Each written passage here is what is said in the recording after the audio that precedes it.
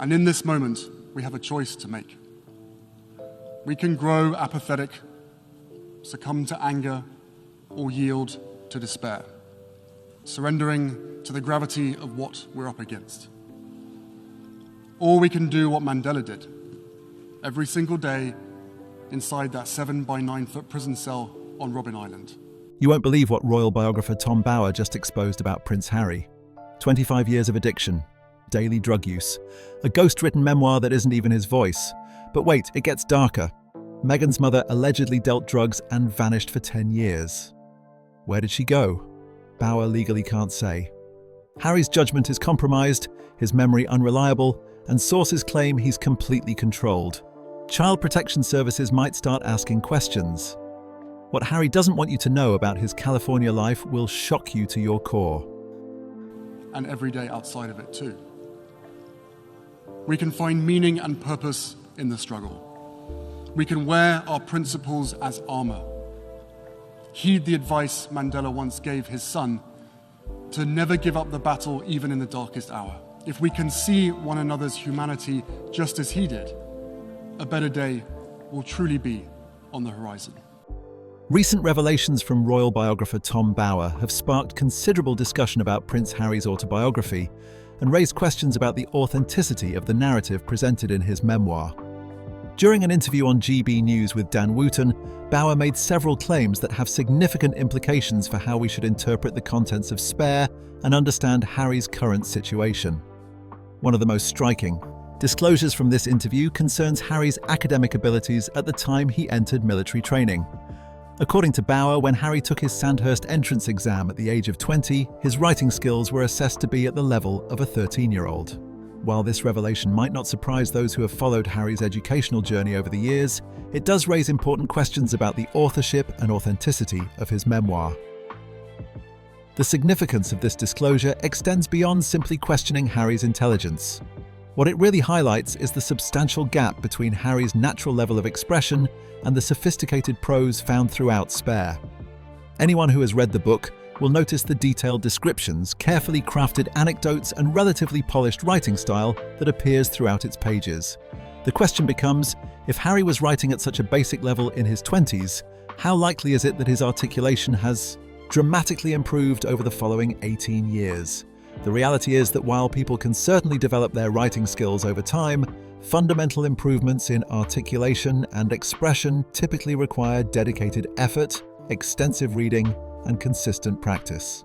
There's little evidence to suggest that Harry has engaged in the kind of rigorous literary development that would explain such a dramatic transformation in his ability to express himself through written word. This means that what readers are actually experiencing when they read Spare is predominantly the voice of the ghostwriter, not Harry himself. J.R. Moehringer, an accomplished author and journalist who won a Pulitzer Prize for his work, was hired to help Harry write his memoir.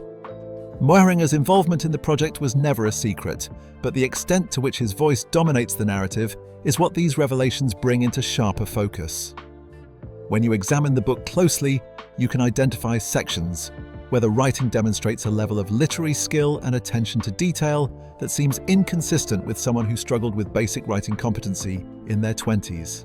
The little asides, the metaphorical language, the scene-setting descriptions, these are all hallmarks of a professional writer's craft. While Moehringer undoubtedly worked closely with Harry to capture his stories and perspectives, the actual words on the page represent a heavily filtered and stylized version of Harry's thoughts and memories.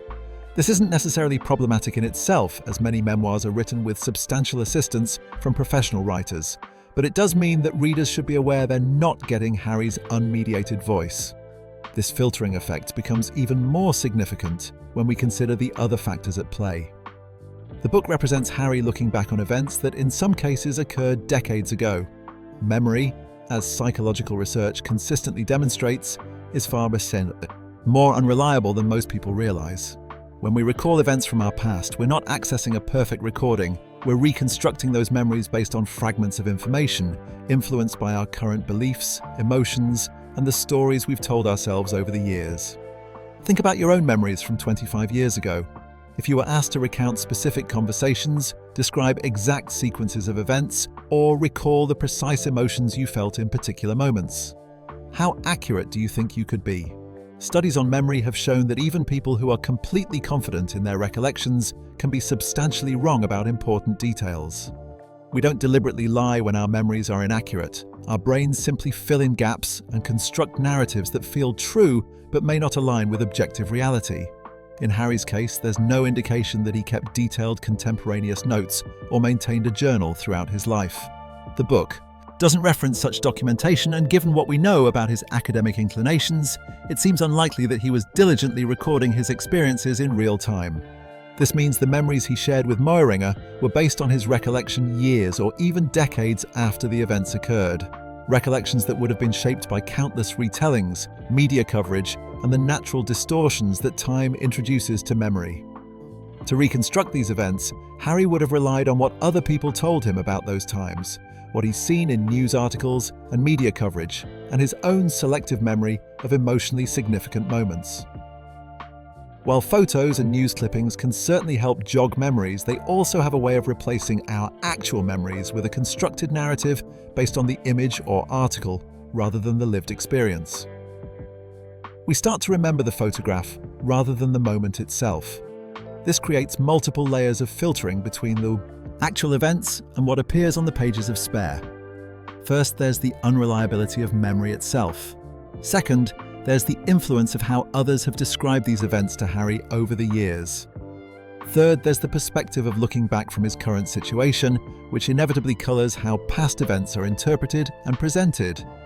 And fourth, there's the substantial contribution of a professional writer who is crafting these memories into a coherent and readable narrative. The combination of these factors means that what readers encounter in Spare is something quite far removed from a straightforward, unfiltered account of Harry's life. It's a carefully constructed narrative that has been shaped by memory's limitations, influenced by present-day perspectives, and expressed through the literary skills of a professional writer. This doesn't necessarily mean the book is dishonest or without value, but it does mean that readers should approach it with appropriate caution, rather than treating it as an entirely reliable historical record. Understanding these limitations is important for anyone trying to make sense of the claims and revelations in the book, particularly those that involve other people or that contradict established facts. The version of events presented in Spare represents Harry's perspective as filtered through all these layers, and like any memoir, it should be read with an awareness of its inherent subjectivity and limitations. Beyond the questions about ghostwriting and memory, Tom Bower made even more controversial claims during his interview that relate directly to Harry's current state of mind and decision-making capabilities. These allegations, if accurate, would provide significant context for understanding some of the choices Harry has made in recent years and the seemingly erratic nature of some of his public statements and actions. According to Bower, Harry has struggled with drug addiction for approximately 25 years. This timeline would mean that Harry's involvement with drugs began around the age of 13. While there have been occasional references in media reports over the years to Harry's recreational drug use during his youth, Bower's characterization of this as a 25-year addiction suggests something more serious and ongoing than the occasional teenage experimentation that might have been assumed. The term addiction itself requires some consideration. In discussions about drug use, people often use this word in different ways. Some might describe anyone who regularly uses drugs as an addict, while others reserve the term for those who have developed a physical or psychological dependence that interferes with their daily functioning. Bower doesn't elaborate in detail about which definition he's applying or what evidence supports his assessment. The distinction matters because occasional recreational use is quite different from habitual dependency, both in terms of its effects on a person's cognition and behavior, and in terms of what it says about their overall well-being. What Bower does state more specifically is that he knows for a fact that Harry smokes marijuana on an almost daily basis at his home in Montecito, California. This is a much more concrete claim than a general statement about addiction. Daily marijuana use, particularly over an extended period, can have significant cognitive effects. Research on cannabis use has shown that regular consumption can impact memory formation, affect concentration and focus, and in some individuals, increase feelings of anxiety and paranoia. The paranoia aspect is particularly relevant given Harry's public statements about security concerns and his apparent belief that he and his family face extraordinary threats. While it's certainly possible that legitimate security concerns exist for someone in Harry's position, regular marijuana use could be amplifying these worries beyond what the actual risk level warrants. Cannabis, especially certain strains or when used frequently, is known to heighten anxiety in some users and can make people feel more suspicious or worried about potential threats that may not be as serious as they appear through that altered lens. Additionally, regular marijuana use affects cognitive clarity and memory. If Harry is indeed using cannabis daily while simultaneously trying to recall events from his past for his memoir or making important decisions about his relationships with family members, this could significantly compromise his ability to think clearly about these situations.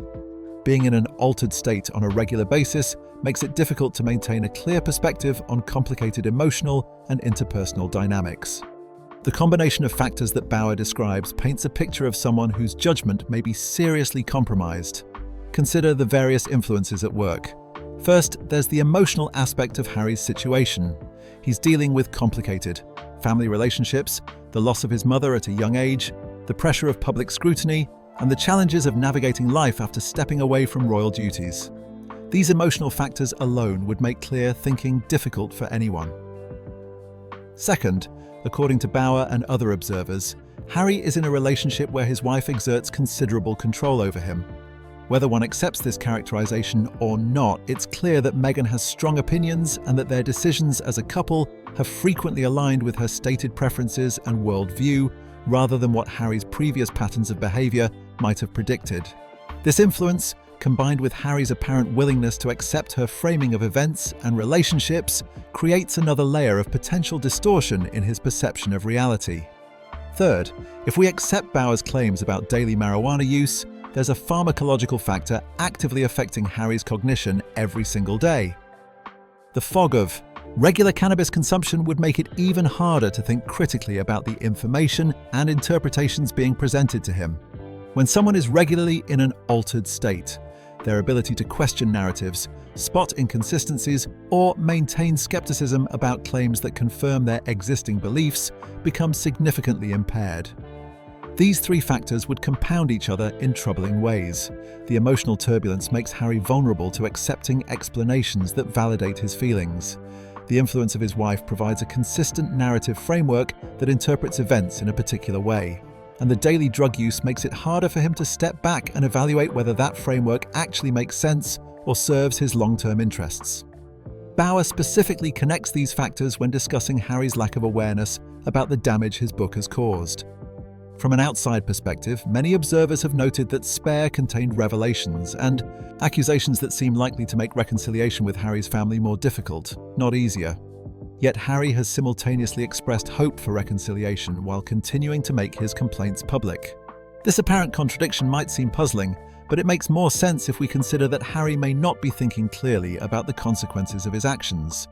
Someone in a compromised mental state, whether due to emotional distress, external influence, or substance use, often struggles to accurately predict how their behavior will affect others or what long-term consequences might result from their choices. They may convince themselves that actions which seem obviously counterproductive to outsiders are actually justified or even necessary. This is what Bauer suggests is happening with Harry, that he's surrounded by multiple sources of cognitive interference that prevent him from seeing the situation clearly. The metaphor of fog is particularly apt here. Imagine trying to navigate through a thick fog where you can only see a few feet in front of you. You might feel like you're making reasonable decisions based on what you can see in your immediate vicinity, but you've lost sight of the bigger picture. You can't see where you're headed in the long term or notice obstacles that lie beyond your limited field of vision. This appears to be Harry's situation, operating within a severely restricted perspective that feels reasonable from inside but looks troubling from an outside vantage point.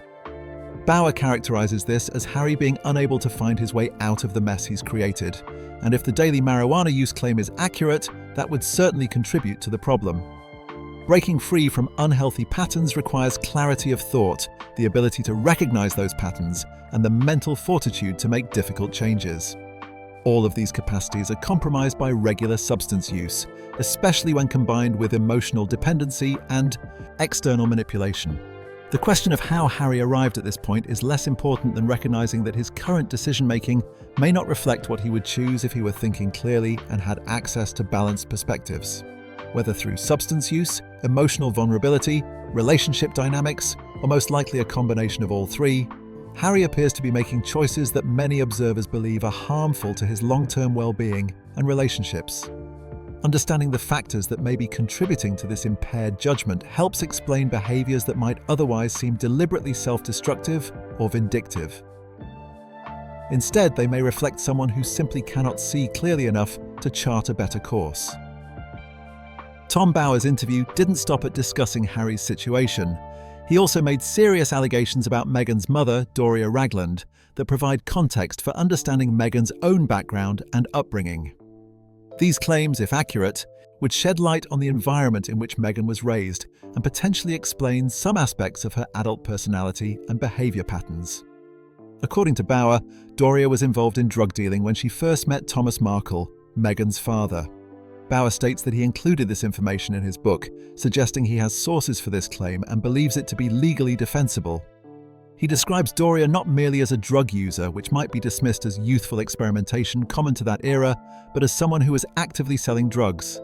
This is obviously a much more serious allegation, as it would indicate involvement in criminal activity rather than personal choices about substance use. Bower further claims that Doria's heavy drug use and her involvement in dealing drugs were significant factors in the breakdown of her marriage to Thomas Markle. Relationships certainly end for many reasons, and drug abuse is commonly cited as a contributing factor in divorces, particularly when children are involved. If Doria was both using and selling drugs during her marriage, this would have created an unstable and potentially dangerous home environment, quite apart from the legal jeopardy such activities would entail. What makes these claims even more intriguing is what Bower says happened next. According to his account, Doria essentially disappeared from Meghan's life for a period of 10 years. A 10-year absence from a child's life is extraordinarily significant. Meghan would have been growing up during this period, navigating childhood and adolescence without her mother present. The psychological impact of such an absence, particularly if it was sudden or unexplained, would be profound and lasting. Bower makes a point of noting that he cannot legally explain where Doria went during those 10 years or what she was doing. This caveat is interesting in itself because it suggests he may have information or strong suspicions that he's unable to share, publicly due to legal constraints. When someone says they cannot legally discuss something, it typically means that doing so could expose them to defamation lawsuits or that the information involves sealed records or other protected information. This legal limitation has naturally led to considerable speculation about what might explain such a long absence. One possibility that observers have considered is incarceration. If Doria had been convicted of drug-related offences, particularly dealing, she could have received a prison sentence that lasted several years. Prison records can sometimes be sealed or expunged, particularly if certain legal procedures are followed after release, which might explain why researchers haven't been able to locate definitive court records. Another theory involves witness protection or cooperation with law enforcement. If Doria had provided information about drug trafficking operations in exchange for leniency, she might have been relocated for her own safety. Such arrangements sometimes involve removing cooperating witnesses from their previous environment, which could account for a long absence from family life. However, this scenario seems less likely given that she eventually returned and resumed a relationship with Meghan, which would be unusual if she had been placed in formal witness protection. Child protection services represent another possibility. If authorities became aware of drug use or dealing in a home with children, they might have intervened and restricted or supervised parental contact. In serious cases, parental rights can be temporarily or permanently affected. However, a 10-year absence would be unusually long for such circumstances unless parental rights were actually terminated. And there's no indication that this occurred since Doria clearly has a relationship with Meghan now.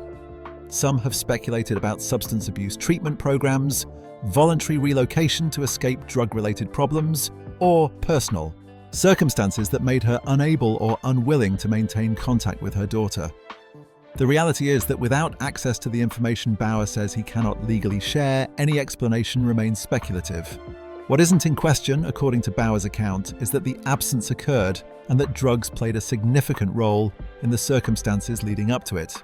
People have attempted to locate court records, prison records, and other documentation that might explain this period of Doria's life. The fact that such records haven't been publicly found could mean several things. They might not exist, suggesting the absence had other causes. They might exist but be sealed or expunged, which can happen through various legal processes. They might exist in another jurisdiction that researchers haven't checked, or where records aren't easily accessible, or the absence might have nothing to do with the legal system at all. Regardless of the specific reason for Doria's absence, the impact on Meghan would have been substantial. Growing up without one parent, particularly during formative years, affects a child's development in numerous ways. Children often internalize such absences, sometimes blaming themselves or developing trust and attachment issues that persist into adulthood. The sudden loss of a parent, even if that parent later returns, creates a fundamental insecurity about relationships and stability. Psychological research has consistently shown that parental absence during critical developmental periods can affect how children form attachments, regulate emotions, and relate to others. A 10-year gap represents nearly the entirety of childhood and early adolescence, meaning Meghan would have gone through some of the most important developmental stages without her mother present. This absence would have coincided with crucial moments like starting school, navigating peer relationships, experiencing puberty, and forming her sense of identity. If Meghan was also aware that her mother's absence was related to drugs, either through use or dealing, this adds another layer of complexity. Children who grow up in environments affected by substance abuse or criminal activity often develop particular coping mechanisms and worldviews. They may become highly focused on control and security, having experienced the chaos that comes from lack of control. They may have complicated feelings about authority and rules, having seen how breaking rules affected their family. The unpredictability of having a parent involved in illegal activities creates a baseline anxiety that can shape a person's entire approach to life. Thomas Markle's response to Doria's absence is also relevant to understanding Meghan's upbringing. According to various accounts, Thomas attempted to compensate for the situation by being especially indulgent with Meghan. Bauer characterizes this as Thomas treating Meghan like a princess, giving her considerable attention and material advantages.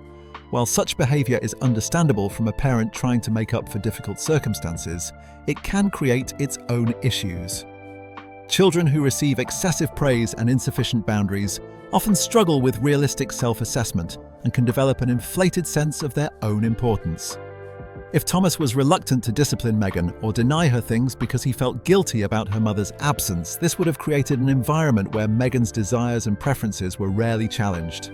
This type of parenting, sometimes called permissive or indulgent parenting, can leave children ill-equipped to handle criticism, disappointment, or situations where their needs aren't immediately prioritized. Combined with the lack of control she experienced due to her mother's drug issues and disappearance, this could produce a personality that simultaneously craves control while also expecting others to cater to her wishes.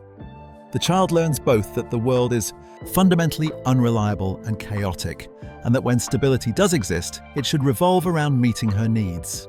These contradictory lessons create internal tensions that can manifest in complex behavioral patterns in adulthood.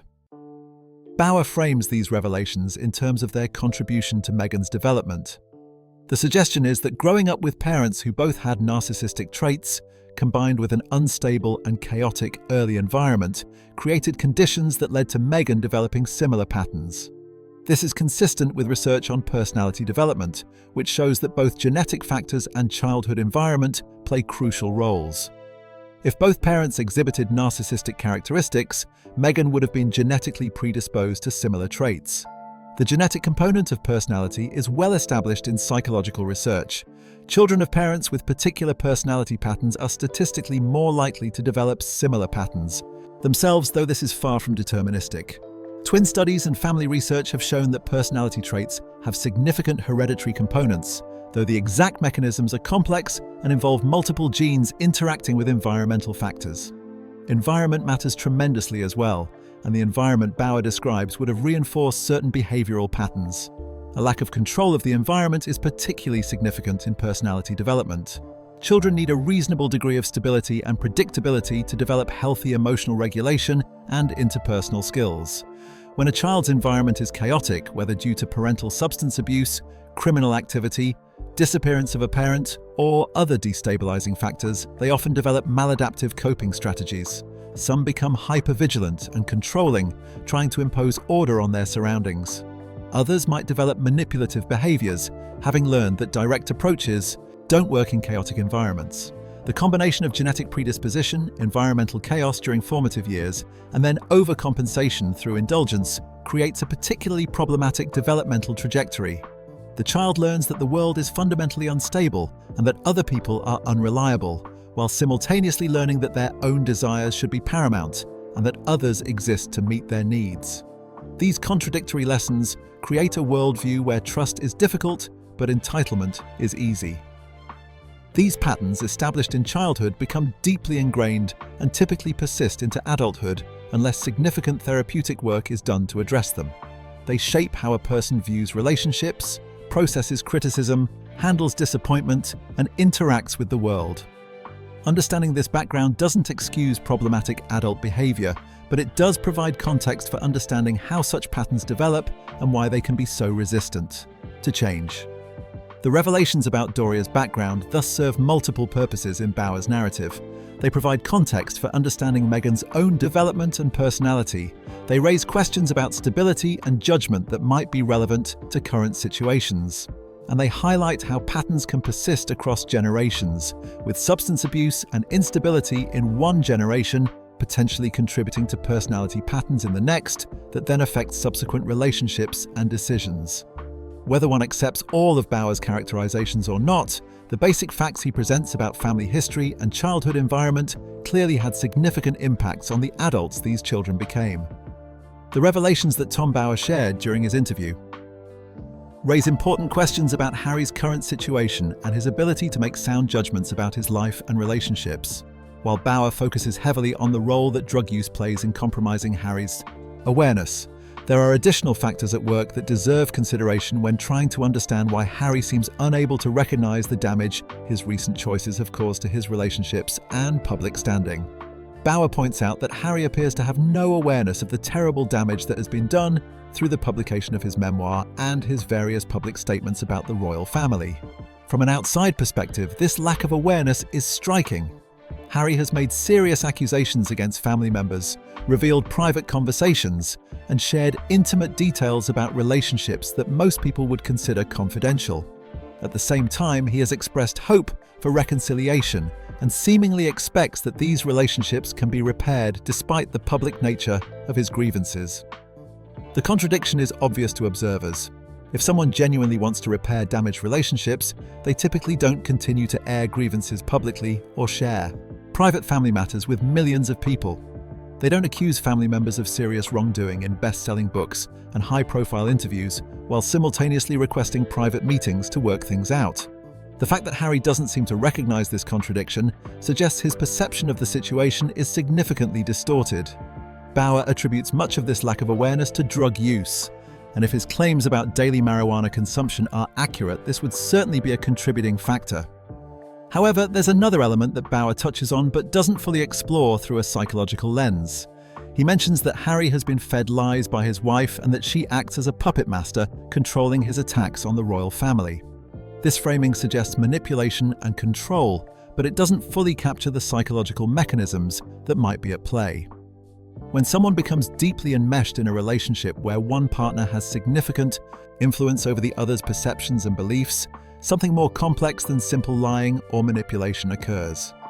The influenced partner often begins to adopt the dominant partner's worldview so completely that they genuinely believe the narrative they're being presented with. They're not consciously lying when they repeat claims that others find questionable or false. They've internalized a particular interpretation of events and relationships to such a degree that it becomes their reality. This phenomenon is sometimes described as a shared fantasy or shared delusion, where two people reinforce each other's distorted perceptions until both genuinely believe things that don't align with objective reality or that seem obviously problematic to outside observers. In such situations, the influenced partner loses the ability to think critically about the dominant partner's claims, because doing so would require questioning the entire framework through which they've come to understand their life and relationships. Harry appears to have adopted a narrative about his family, his past, and his current situation that allows him to see himself as a victim who has been wronged and is now bravely standing up for himself and his wife. Within this framework, sharing private family matters publicly becomes an act of truth-telling rather than a betrayal of trust. Making accusations against family members becomes holding people accountable rather than damaging relationships. Expecting reconciliation while continuing to make public statements becomes reasonable because, in his view, he's simply being honest about his experiences, and surely his family should appreciate this honesty and want to address the issues he's raised. This kind of thinking reflects someone who has lost perspective on how their behavior appears to others and what consequences it might reasonably produce. It's not that Harry is deliberately trying to destroy relationships while pretending to want reconciliation. More likely, he genuinely believes that what he's doing is justified and that any reasonable person, including his family members, should understand and accept his actions. The fact that reality doesn't conform to these expectations doesn't cause him to question the underlying assumptions. Instead, it reinforces his belief that others are being unreasonable or refusing to acknowledge their own wrongdoing. Bauer's point about drug use contributing to this lack of awareness is valid, but it's important to understand that substances alone don't create this kind of comprehensive worldview. Rather, the daily marijuana use that Bauer describes would make it even harder for Harry to step outside this narrative framework and examine it critically. Drugs impair judgment and critical thinking, making someone more susceptible to accepting questionable claims and less able to recognize inconsistencies in their own reasoning. The combination is particularly powerful. The emotional investment in the relationship and the narrative it provides makes Harry want to believe what he's being told. The drug use impairs his ability to think critically about whether he should believe it. The result is someone who is effectively trapped in a distorted perception of reality, unable to see how his actions appear to others or predict the natural consequences of his behavior. This brings us to another troubling aspect of the situation that Bauer raises. If Harry is indeed using marijuana on a daily basis, and if this has been going on for years as Bauer suggests, why hasn't Meghan intervened? Bauer frames this as further evidence that she doesn't genuinely care about Harry's well-being, and there's certainly an argument to be made on that front. Someone who truly loves their partner and has their best interests at heart would presumably be concerned about daily drug use. They would recognize that regular substance use affects cognition, motivation, and overall health.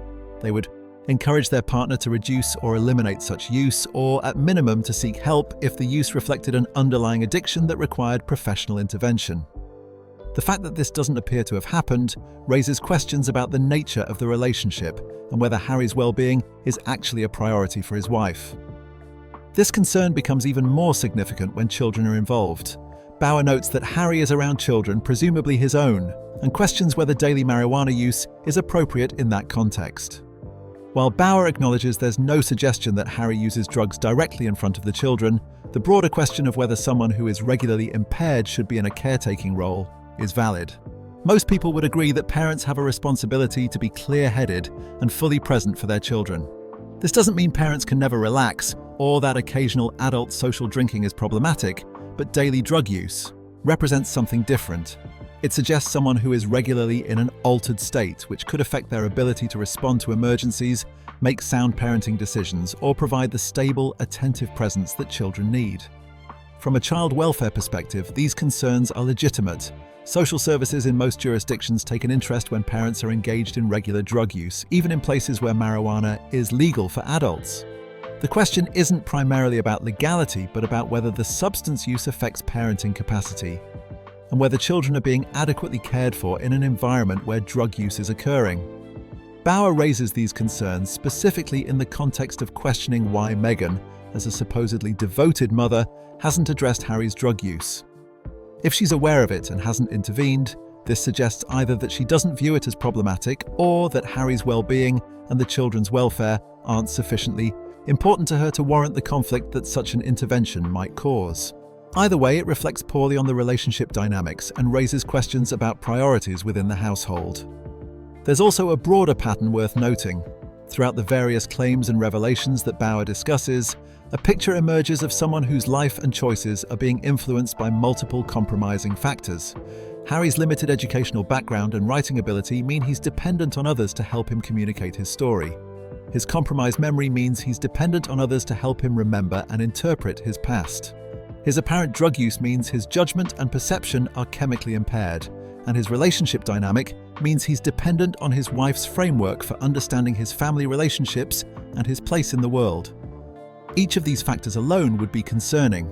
Together, they create a situation where Harry has very little independent agency or clear perception. He's operating within constraints and influences that significantly limit his ability to think for himself, remember accurately, communicate authentically, or make sound decisions about his life and relationships. This doesn't absolve Harry of responsibility for his choices. Adults are responsible for their actions even when those actions are influenced by substances, relationships, or other factors.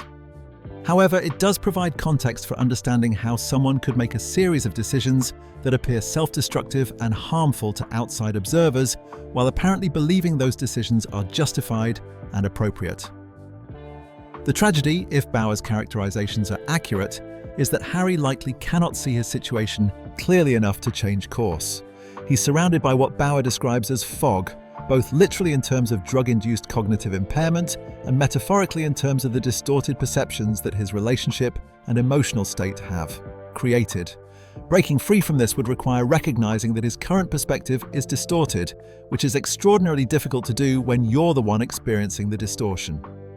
People in such situations often need external intervention, whether from concerned friends and family, professional therapists, or sometimes even legal or medical authorities, if the situation becomes sufficiently serious. The challenge is that Harry has effectively isolated himself from many of the people who might have provided such intervention. His estrangement from the royal family means they have limited ability to influence his choices or express concerns about his well-being. His move to California has physically distanced him from longtime friends and connections who might have offered alternative perspectives. This isolation is itself concerning because it's a common pattern in controlling relationships. When someone's perceptions and choices are being heavily influenced by a partner, that influence is much easier to maintain if outside voices are limited.